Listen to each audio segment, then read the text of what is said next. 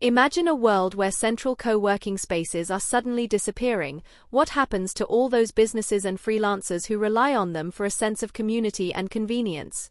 Today, we're talking about WeWork's surprising decision to let go of two of their prime locations right here in Singapore, and what this means for the future of co-working culture in our city. If you're curious about the changing landscape of our working spaces, stay tuned, because there's a lot to uncover.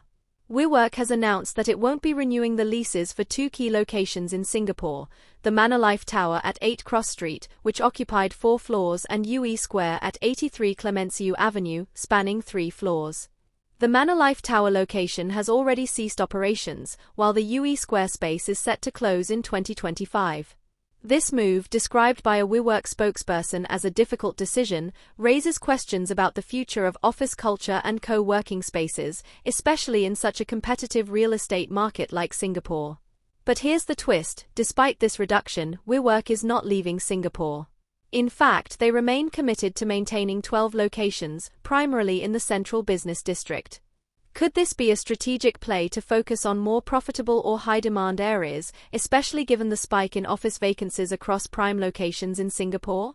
Companies across the globe and even here in Singapore are increasingly cutting costs, consolidating their offices, or moving away from co-working spaces altogether. Just earlier this year, Tencent Holdings made headlines when they left their WeWork space at Raffles Place for another prime office tower. Could this be part of a larger trend of businesses moving away from shared office solutions? Remember, WeWork was once a pioneer of the co-working model, founded in 2010 and valued at a staggering $47 billion at its peak. Yet in November 2023, it filed for bankruptcy in the US.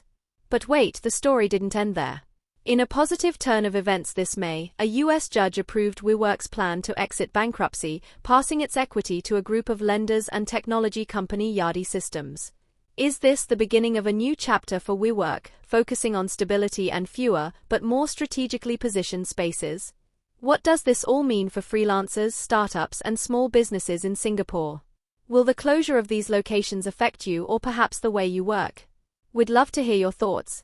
Are co-working spaces still as relevant as they once were, or has the shift to remote work changed everything? If you found this coverage insightful, don't forget to like, share, and subscribe to 2230. Stay informed with us as we uncover and discuss the changes shaping our world.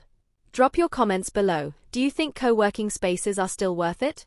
Or are we witnessing the decline of a once revolutionary idea?